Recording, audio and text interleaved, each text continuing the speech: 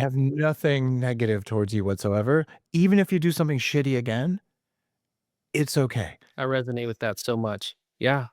Yeah, right, you kinda flip the script, didn't you? Because a lot of times people think forgiveness is something that you're giving to somebody else, but you're giving yourself a lot of freedom to forgive, Yeah. you know? The animosity, that Yeah. tension is killing you, right?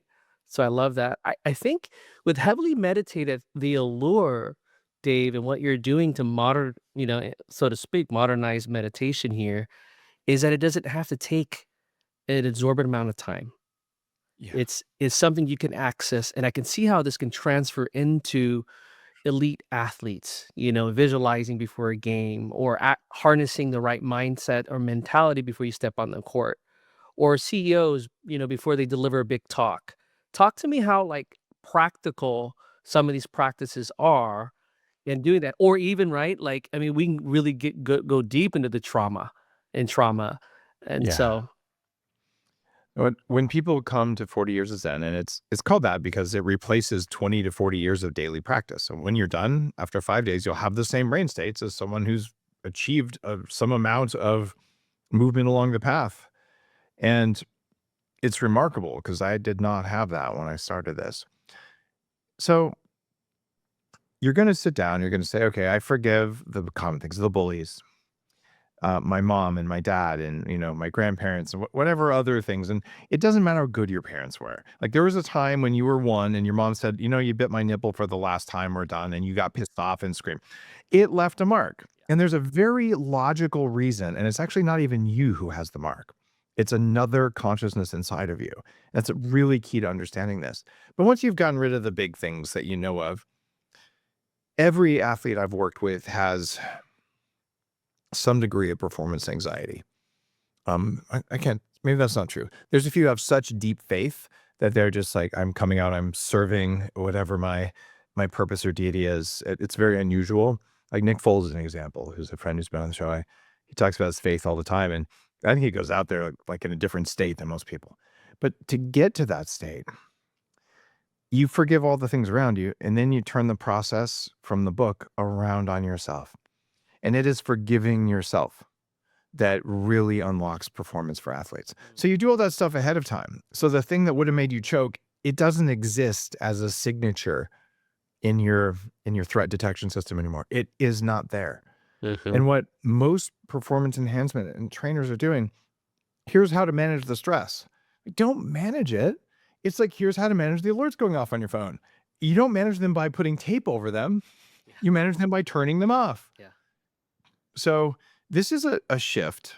And then you may still feel for whatever reason, okay, something's happening. Well, there's breath work in the book, and there's 3 buckets of breath work that I talk about. And one of them is to take yourself out of a stressed situation. One of them is to be calm and focused for intellectual work or creativity. And then the other one is to go to the deepest, most connected altered states that you would normally access either psychedelics or tantra or fasting in a cave or something like that. Mhm, So breathwork can do all those, right? mhm. So for athletes, you probably don't want to be tripping balls before you go out on the court.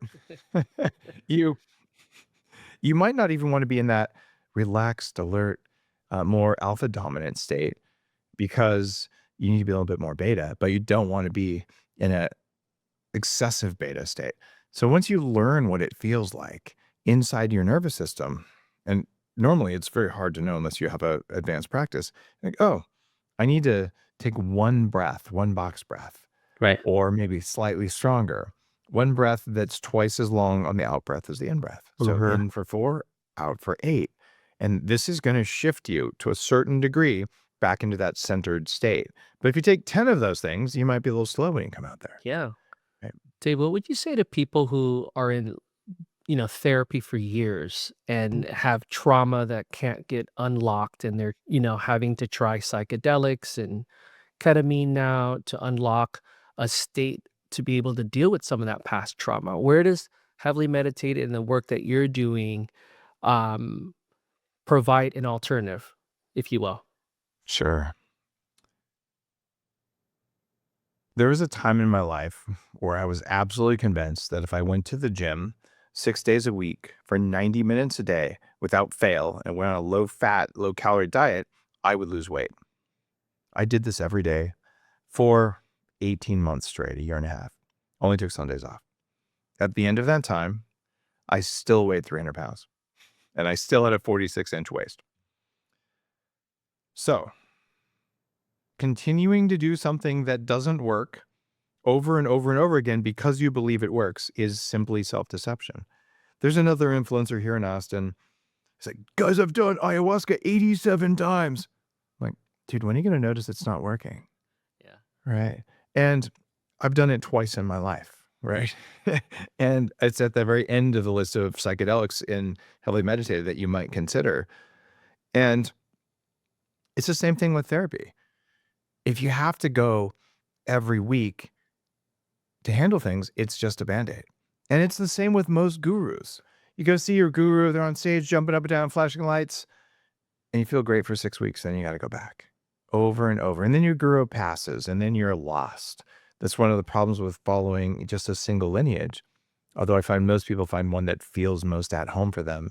And the most successful meditators and people on a spiritual path who I've worked with, they might kind of have a general direction that is a lineage, but they're always experimenting to see what works better, and you measure the results.